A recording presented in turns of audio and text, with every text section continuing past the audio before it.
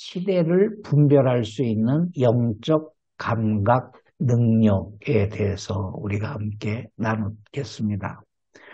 좀 주제가 무겁고 그래서 어, 지금 현 시대에 우리가 지난주에 우리가 충격적인 사건도 우리가 경험 소식을 들었지 않습니까? 할로윈 데이 이태원에서 대참사가 벌어지지 않았습니까?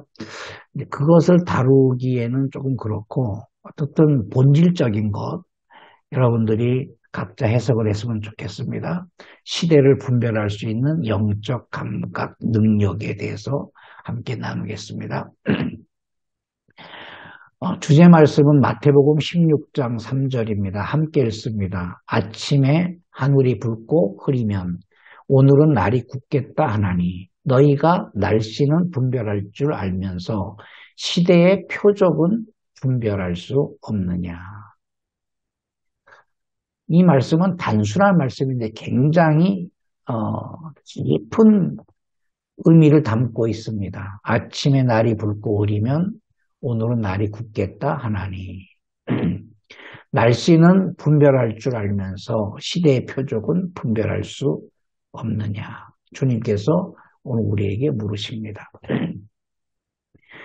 우리는 지금 스마트폰이라든지 날씨를 한 달까지도 알 수 있을 만큼의 문명 시대에 살고 있습니다. 그래서 어떤 행사를 진행하기에 앞서 날씨를 먼저 관찰할 수가 있습니다. 자, 그런데 그런 지혜는 우리에게 분명히 있습니다. 그런데 시대의 표적은 분별할 수 없다. 여기서 말씀하는 표적은 세메이온이란 말입니다. 보편적인 일상을 통해서 하나님의 신호를 분별할 수 있는 영적 감각 능력을 말씀하고 있습니다. 그게 특별한 게 아니에요. 하늘이 번쩍이고 하늘에서 무슨 이적과 표적이 나타나고 어떤 하늘에서 음성이 들려오고 이런 시대 그런 어마어마한 상상할 수 없는 표적이 아니라 세메이온이란 말은 보편적인 일상입니다. 아침에 눈을 떴는데 새가 울었다. 새소리를 들으면서 하나님께서 나에게 말씀하는 세미한 음성, 세미한 분별력, 세미한 영적 감각 능력을 회복해야 된다라는 말씀입니다. 우리는 너무 무뎌져 가고 있습니다. 자동차 얘기도 말씀드렸는데 제가 그분이 저녁에 8시에 우리 집에 오겠다. 그래서 주소를 알려주고 8시가 됐더니 전화가 왔어요. 내가 이제 베란다에서 내려봤더니 건장한 사람이 나를 향해 손을 들고 내려오라고. 나는 올라오라고. 우리가 이제 3층인데 올라오라고. 그 사람이 아니다, 내려오라고. 근데 마음에 여러 가지 두려움이 있었습니다. 두려움. 한편으로는 선물을 준다고 하니까 처음에는 하나님께서 교회 세를 보내주시려나 또 지금 필요한 것이 자동차인데 자동차를 주시려나 그 생각이 언뜻 들었습니다. 그런데 이제 순간적으로 논리적으로 그런 걸 누가 주겠어? 이 생각이 없어졌고 건장한 사람을 보니까 나를 잡으러 왔나? 이런 생각이 들었습니다. 그래서 내려가서 이런저런 인사하고 너 누구냐? 난 누구다. 선물이 뭐냐? 근데 차를 가리키면서 이 차다. 그래서 말이 되느냐? 이게 차를 누가 보냈느냐? 그 사람이 예수님이 보내주셨다. 너 크리스찬이냐? 자기는 크리스찬이 아니라 리얼 무슬림이다. 근데 어떻게 나에게 차를 주느냐? 자기도 모르는데 예수님이 주라고 했다. 그 뒤에 차가 또 한 대 있었는데 가족들이 다 타고 왔어요. 아버지, 부인, 그리고 아들, 딸들 소개해 주면서 우리 가족이 다 이렇게 함께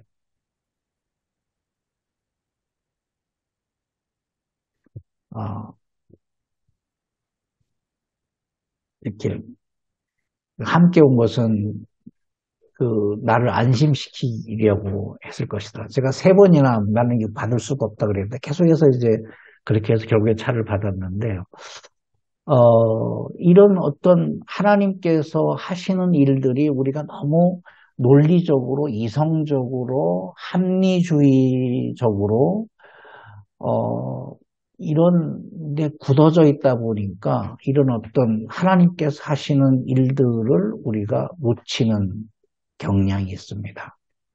그래서 시대의 표적을 우리가 놓치는 것입니다. 제가 이제 아침마다 매일 하나님께 드리는 편지를 쓰고 있습니다. 어떻게 다른 표현으로 말하면 영성일기라고 할 수도 있지만 하나님께 쓰는 편지가 있습니다.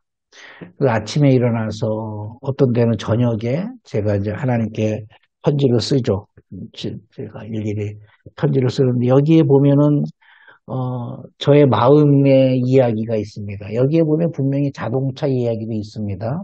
제가 사람들을 만나러 다닐 때 차를 렌트할 때 돈이 너무 많이 들어서 자동차가 한 대 필요합니다. 이런 얘기가 있어요, 분명히. 그래서 하나님께서 그 얘기를 들으신 것이죠. 하나님께서 분명히 들으신 것이죠. 그런데 현실로 그것이 주어졌을 때 믿을 수가 없는 거죠. 지금 이런 시대에. 그리고 종교도 다른 사람이 어떠한 어 어떠한 그 논리적으로 해석이 안 되니까 그런 어떤 어 불신앙이 생기는 것을 많이 회개했습니다.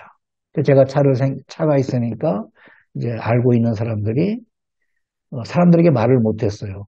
차를 얼마 주고 샀느냐. 그냥 말할 수가 없죠. 이 차가 얼마인지. 뭐 등등등등. 그냥 하나님의 은혜로 차가 생겼어요. 근데 하나님의 은혜를 인정하지 않는 분위기죠.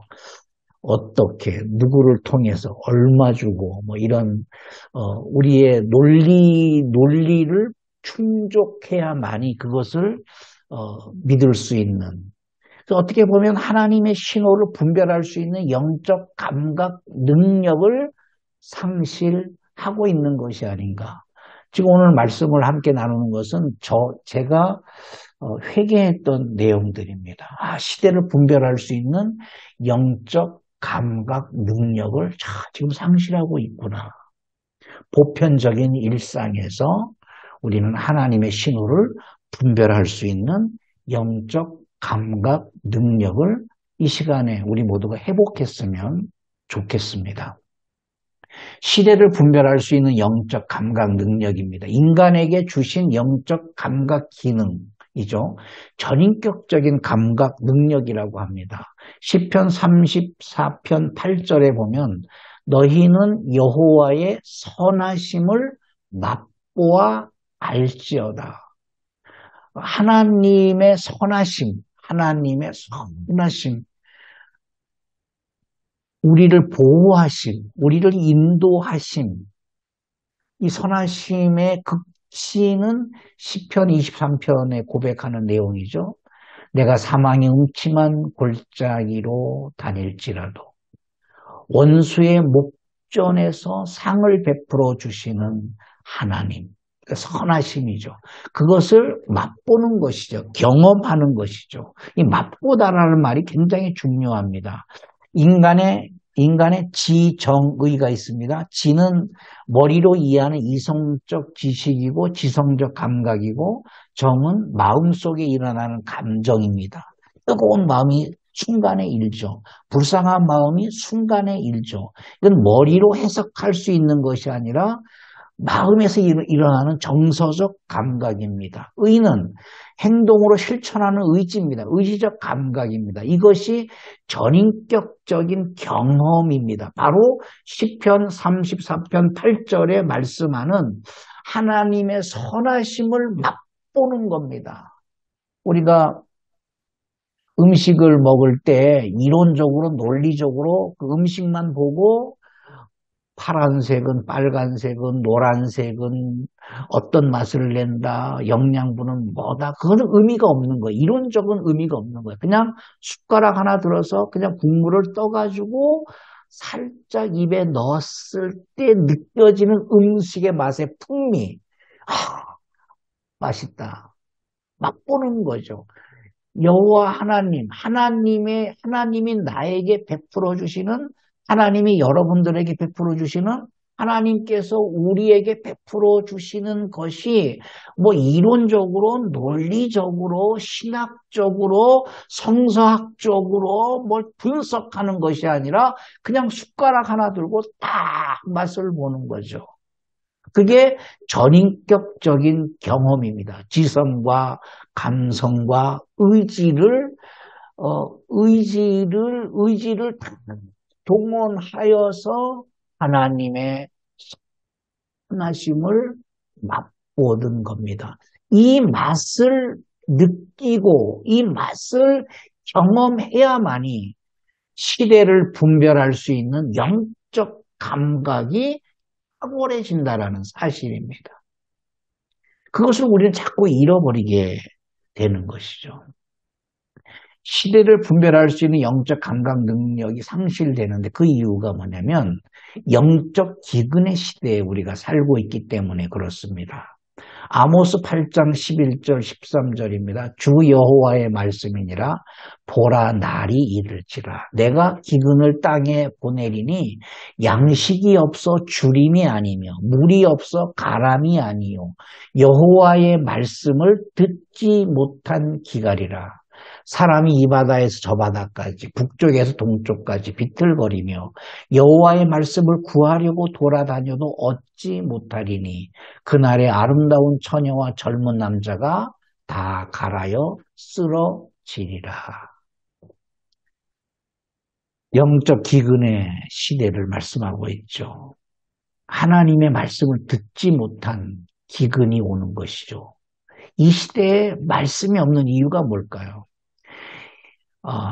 종교적 교훈이 진리를 사장시켰기 때문에 그렇습니다.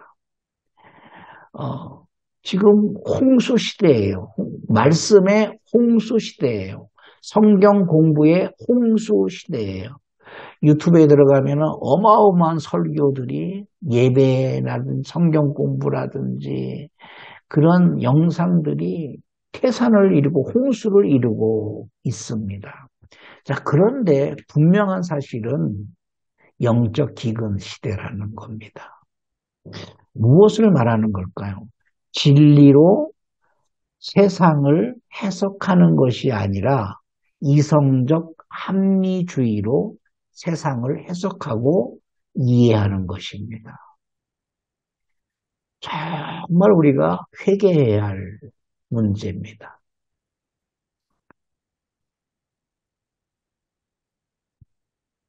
진리로 세상을 해석하는 것이 아니라 이성적 합리주의로 세상을 해석했습니다. 예를 들면 이성적 합리주의, 저도 이성적 합리주의에 사로잡혀서 많이 회개를 하고 있습니다.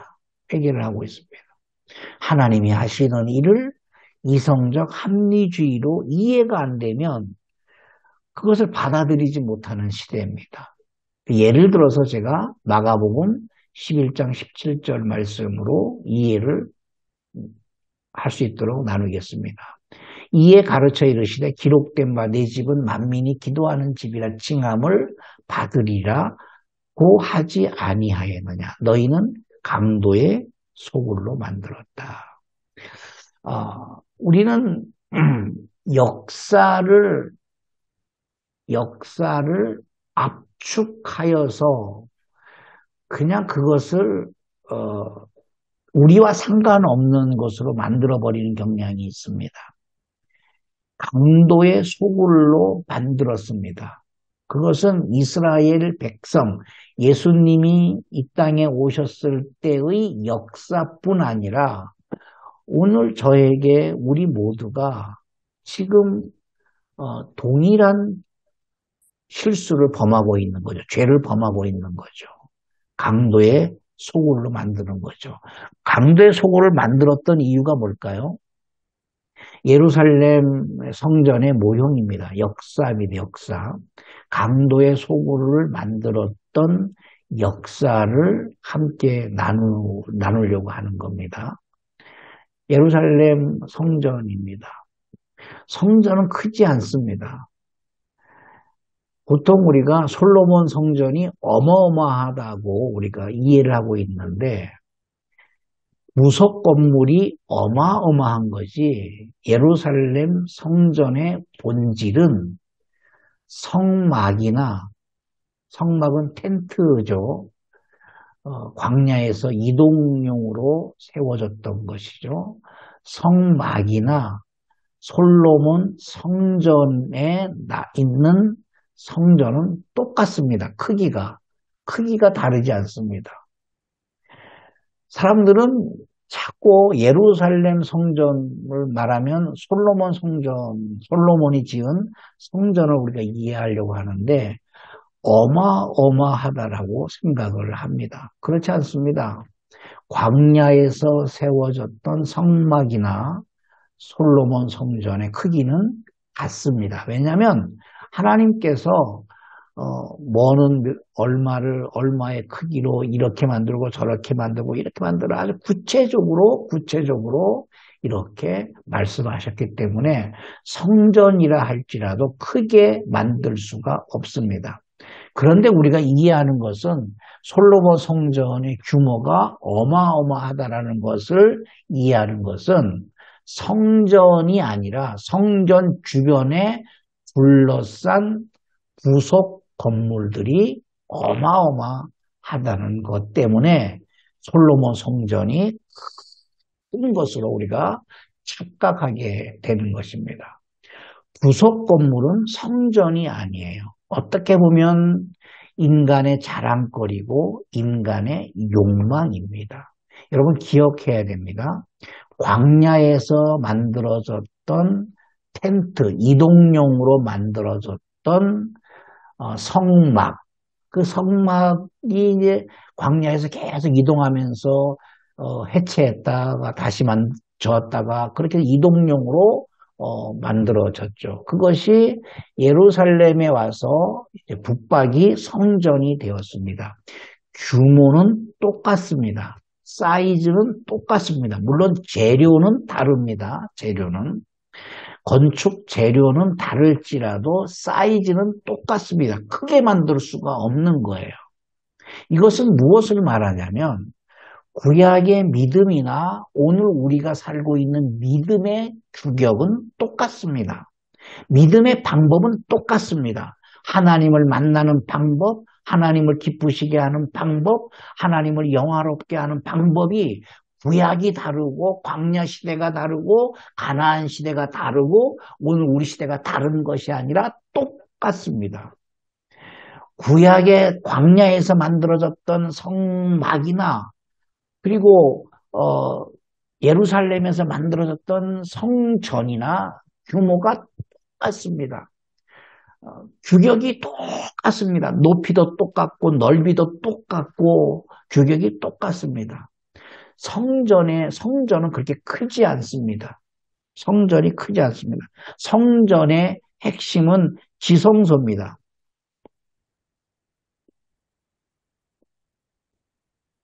성전의 핵심은 지성소입니다. 지성소입니다. 이 지성소를 짓기 위해서 다른 여기는 성소고 여기는 지성소고 이 지성소의 중요한 것은 하나님의 말씀을 대행하는 법궤가 있는 것이죠. 법궤가. 이것이 중요한 것이죠. 그리고 이제 예루살렘 성전을 둘러싼 여러 가지 부속 건물들이 화려하고 어마어마하고 많은 사람들이 그것을 관람하러 올 정도로 어마어마했던 것입니다. 자, 이 성전은 세 가지 의미를 가지고 있습니다. 하나님을 예배하기 위한 전문 공간입니다. 이게 중요합니다. 전문 공간이에요. 그래서 규격이 똑같습니다. 성막이나 성전이나 똑같은 것이죠. 그리고 하나님께 기도하는 전문 공간입니다. 예배하는 공간, 기도하는 공간, 말씀을 듣는 전문 공간입니다. 이거를 잃어버렸던 것이죠. 이스라엘 백성들이. 그래서 이걸 잃어버리고 강도의 소굴로 만들었는데, 강도의 소굴로 만들었다는 의미는 하나님을 팔아서 인간의 욕망을 채우는 곳으로 전락시킨 것이죠. 오늘날 교회의 모습도 많이 그렇습니다. 골로새서 3장 5절에 보면 그러므로 땅에 있는 지체를 죽이라. 곧 음란과 부정과 사욕과 악한 정욕과 탐심이니 탐심은 우상 숭배니라. 탐심이란 말은 바로 출애굽기 20장 23절에서 온 말씀이에요. 너희는 십계명을 말씀하시면서 십계명의 마지막에 너희는 나를 비겨서, 나가 누굽니까? 하나님입니다. 여호와 하나님입니다. 하나님을 비겨서 은으로나 금으로나 너희를 위하여 신상을 만들지 말라.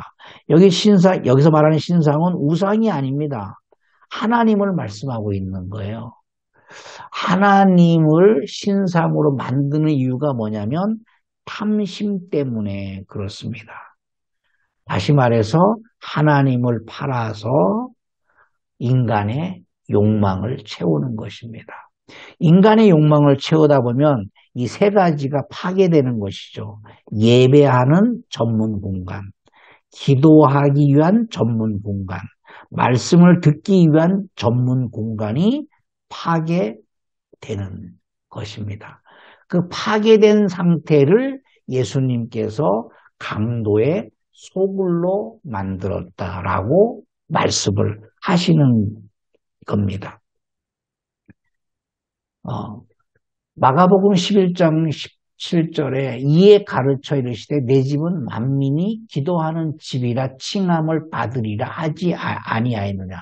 너희는 강도의 소굴로 만들었다. 강도의 소굴로 만들었다라는 것은 15절부터 16절에 말씀하고 있습니다. 그들이 예루살렘에 들어가니라. 예수께서 성전에 들어가서 성전 안에서 매매하는 자들을 내쫓으시며 돈 바꾸는 자들의 상과 비둘기 파는 자들의 의자를 둘러 엎으시며 아무나 물건을 가지고 성전 안으로 지나다님을 허락하지 아니하셨다. 물건을 가지고 다녔다. 이것을 우리가 그 성전 이렇게 해석하는 경우입니다. 성전에 제사할 때 쓰는 용품들, 제사에 쓰는 용품들을 들고 다녔다. 근데 이거는 맞지 않습니다. 성전에서 제사하는 용기, 그릇들은 거룩한 것이기 때문에 함부로 들고 다닐 수가 없이 딱 그곳에 정착되어 있어야 됩니다. 고착되어 있어야 됩니다. 두 번째 의미는 뭐냐면 시장바닥이라고 생각하시면 됩니다. 여러분 시장에 가보셨죠? 거기에 김씨 여기에 뭐 사과 한 박스 보내줘요. 그럼 사과 한 박스 갖다 주는 거예요. 서로 이게 왔다 갔다 왕래하는 거예요. 장사를 위해서 나에게 물건이 떨어졌을 때 앞집에 옆집에 소리 지르는 겁니다. 여기 뭐를 좀 보내주세요. 그러면 바로 그냥 뭐 보내주고 서로 이렇게 왔다 갔다 왕래하는 겁니다. 그런 개념입니다. 장사를 위해서. 여기에 뭐가 떨어졌으니까 뭐를 보내주시오. 그러면 알았습니다. 지금 가지고 갑니다. 그렇게 물건들이 왔다 갔다 왕래했다라는 겁니다. 이 이야기입니다. 거룩한 용품을 들고 다닌 것이 아닙니다. 시장바닥처럼 무엇이 필요했을 때 소리 지르면서 그것이 오도록 장사 속으로 장사 속으로 사용되는 용어입니다. 그래서 아무나 물건을 가지고 성전 안으로 지나다님을 허락하지 아니하셨다. 예수님이 성전에 들어가셨을 때 얼마나 기가 막힌 노릇입니까? 막 돗대기 시장입니다. 자, 그래서 성전을 시장처럼 만든 이유가 있습니다. 이유. 제사의 편의를 제공하기 위해서 전문 제사 인원을 양성했습니다. 굉장히 혁신적입니다. 굉장히 혁신적이면서 굉장히 합리적입니다. 합리적. 제사를 지내면서 굉장히 어려움이 많았었거든요. 레기 1장에 제물을 드리는 사람이 해야 할 일이 있습니다. 6가지입니다. 나머지 4가지는 제사장들이 하는 것이기 때문에 그 제물을 회막문까지 가져와야 됩니다. 굉장히 어렵습니다. 회막문까지 제물을 양을 끌고 오든지 소를 끌고 와야 되는데, 그런데 만약에 소를 끌고 오다가 지나가다가 새가 똥을 쌌어요. 그럴 수 있잖아요. 그죠? 어쩌다가. 그러면 그 제물은 부정한 제물이 되기 때문에 다시 가져와야 됩니다. 지금처럼 길이 잘 뚫리지 않았습니다.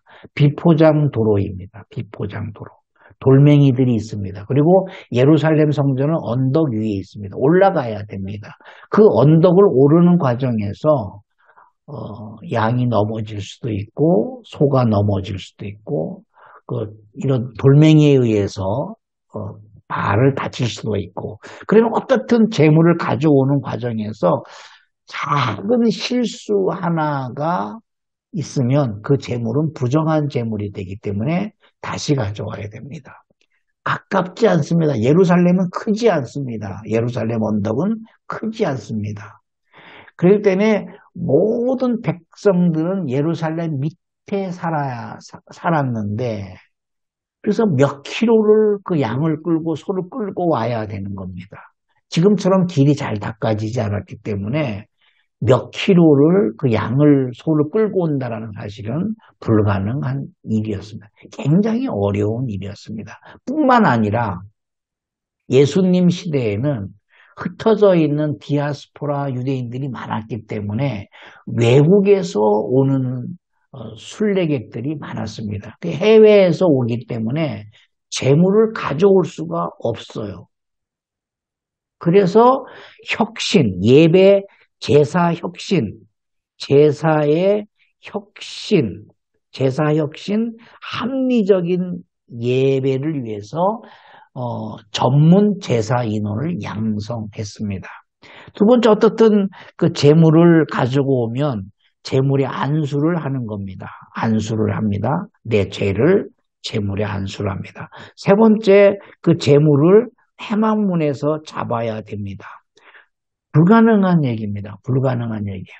소를 내가 잡아야 되고 양을 내가 잡아야 되는데 이게 너무 힘들었습니다. 그래서 전문 제사 인원을 양성하여서 나를 대신해서 제물을 잡아주는 제사장을 세웠다라는 것이죠. 그리고 제물을 죽이면 제물의 번제 가죽을 벗겨야 됩니다. 여러분, 소 가죽을 벗겨보세요. 얼마나 힘들겠어요. 양 가죽 벗기, 그거 불가능한 얘기예요. 우리 일반인들은 불가능한 얘기예요. 그리고 징그럽고 그리고 잔인한 거 아닙니까? 그래서 전문 제사 인원을 양육했다. 그리고 소 가죽을 벗겼을 때 알맹이 그 재물에 각을 뜨는 겁니다. 마디마디마다 잘라야 되는 거거든요. 이거 뭐 피가 튀기는 것이죠. 그리고 내장과 정강이를 물로 씻는 겁니다. 물로 씻는 겁니다. 이 내장을 다 꺼내서 물로 씻는 겁니다. 물로 씻어서 깨끗하게 씻습니다. 깨끗하게 씻어서 그것을 다시 불에 태우는 거거든요. 사람들이 생각할 수 있어요. 어차피 불에 태울 건데 뭘 깨끗하게 씻느냐. 이것이 너무 힘들었기 때문에 이것을 대행하는 합리적인 사람들을 양육했습니다. 예루살렘 성전에서. 그래서 제사하는 사람은 재물을 판매하고 재물을 잡는 일까지 전문 제사장이 하였기 때문에 제사하는 사람은 돈만 가져오면 되는 겁니다. 돈만 가져가면 되는 거예요. 돈만. 돈만 가져가면 속값 내고 양값 내면 전문 제사장들이 그 인원들이 그걸 잡아서 이렇게 제사를 드리기 때문에 너무 제사가 편한 거예요. 야, 이게 하나님의 은혜가 아닌가. 여러분, 우리가 생각을 해보세요. 우리가 그 시대로 돌아간다 그러면, 야, 이거 하나님의 신의 한 수 아닌가. 이렇게 생각할 수가 있었습니다. 예루살렘 성전은 아까도 말씀드렸지만 규격이 똑같습니다. 넓지가 않습니다. 좁습니다. 요세푸스에 의하면 여기서 판매되는 양이 약 60만 마리였다고 합니다. 어마어마한 백화점이에요. 이게 예수님께서 예루살렘 성전에 들어가서 이 상들을, 양을 파는 상과 비둘기 파는 것과 돈 바꾸는 상을 다 뒤엎으신 것은 이 성전을 말하는 것이 아닙니다. 여기에는 공간이 없어요. 양을 팔고 소를 팔고 비둘기를 파는 어떤 상을 설치할 만한 공간이 이 성전 안에는 없습니다. 자, 그래서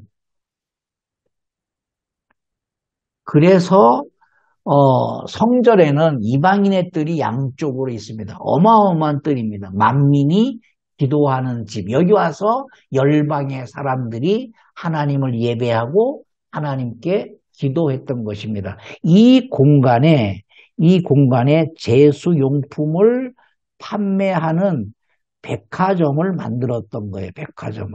여기서 양을 팔고 소를 팔고 예수님께서 채찍을 만들어서 그 상을 엎으신 것은 바로 이방인의 뜰에서 벌어진 사건입니다.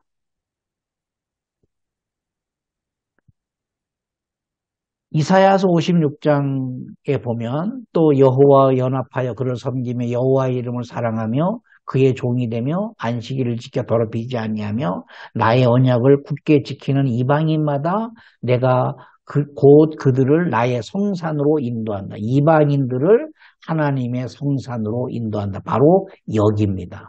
인도하여서 하나님 앞에 기도하는 만민이 기도하는 집이 되게 할 것이다라는 겁니다. 모든 열방의 사람들이 하나님 앞에 나와서 이 땅에서 여기에서 이방인의 뜰에서 하나님 앞에 기도하게 할 것이다. 자, 그런데 유대인들은 여기를 폐쇄한 것이죠. 폐쇄하고 여기에다가 제수용품을 판매하는 판매소를 만들었던 것입니다. 자, 그래서 그런 상황을 보고 마가복음의 강도의 소굴로 너희가 만들었다.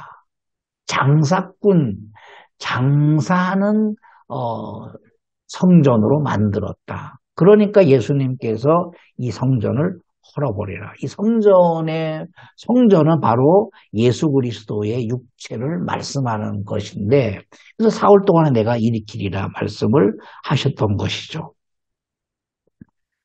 시대를 분별할 수 있는 영적 감각 능력이 오늘 우리에게 있어야 되는데, 현대는 영적 기근의 시대입니다. 진리를 잃어버린 시대입니다. 진리가 없어요. 종교 행위는 있어요.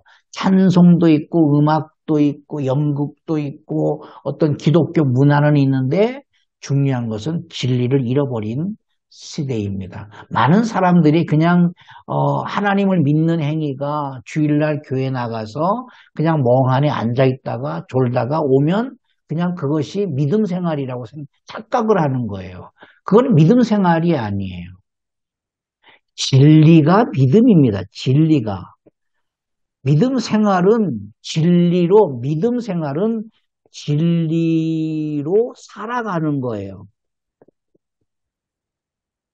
믿음 생활이 뭐냐? 그냥 주일날 교회 나가서 멍하니 앉아 있다가 돌아오는 게 믿음 생활이 아니라 그것은 당연히 해야 되는 것이고 진리로 살아가는 겁니다. 진리로 살아가는 겁니다. 우리의 삶의 기준, 삶의 가치관이 진리로부터 오는 거고 진리로 살아가는 것입니다. 그것이 믿음 생활입니다. 그것을 지금 잃어버렸다라는 겁니다. 요한계시록에 보면은 사람의 영혼을 팔고 파는 시대, 사람의 영혼을 파는 시대가 옵니다. 내 영혼을 팔아서 금을 구하고 은을 구하고 보석을 구하고 진주를 구하고 세마포, 자주옷감, 비단, 붉은 옷감 등등을 사는 것이죠. 이것이 굉장히 중요한 의미를 가지고 있습니다. 요한계시록 18장에 나오는 사람들의 영혼을 팔아서 명품을 사는 시대입니다. 계시록 18장에 판매되는 물품들을 보면은 절대 빈곤한 사람들이 구하는 물품들이 아니에요. 금, 은, 보석, 진주, 세마포, 자주옷감, 비단, 붉은 옷감, 각종 향목, 각종 상아, 값진 나무, 뭐 이런 겁니다. 이런 것들은 그냥 일반인들이 구하지 않아도 되는 진짜 상위 1%, 상위 3% 사람들이 구하는 기호 제품들입니다. 이것은 오늘날 말로 명품 중에 명품을 말하는 거예요. 명품의 명품. 우리는 명품이 없어도 살 수 있습니다. 그런데 어떤 사람들은 이 명품이 없이는 죽음을 초래하는 삶을 살고 있습니다. 보세요. 청소년 측에 번지는 명품 사랑. 이 명품을 얻기 위해서 절도, 사기, 범죄가 증가하는 것입니다. 이런 뉴스는 어마어마하게 많습니다. 명품을 입지 않아서 왕따를 시키고 명품이 유행하죠. 어떤 신발, 가방, 그다음에 옷, 뭐 이런 것들을 입어야만이 사람 구실을 하는 시대입니다. 얼마나 안타까운지 모릅니다. 바로 이와 같습니다. 요한계시록 18장에 판매되는 물품들은 다 명품들을 얘기하고 있는 거예요. 이 명품들. 이 명품들을 사기 위해서 자신의 영혼을 파는 시대가 지금 진리를 잃어버린 오늘 우리 시대에 우리가 살고 있습니다. 명품 자랑하면 안 됩니다. 명품 얘기하면 안 됩니다. 물론 명품을 들고 있다고 해서 죄가 되는 것은 아닙니다. 그것을 자랑하는 것은 죄입니다. 내가 그것 하나도 못 가지고 있는 것 때문에 우울증에 걸리고 자신의 인생이 주눅들고 그렇게 낮아진다면 그게 죄입니다. 그 자체가 죄입니다. 요한계시록 18장에 말씀하는 내용이에요. 영화의 한 장면을 보여드릴게요. 그렇게 알아낸 정보로 극락교에 신도를 줬는데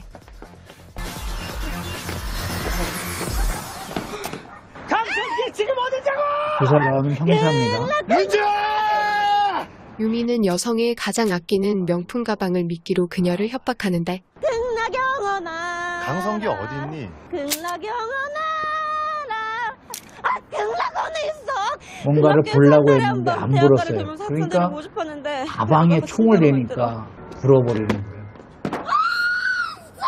자기 목숨보다 더 중요한 게 명품입니다. 잠언서 21장 4절에 이렇게 말씀합니다.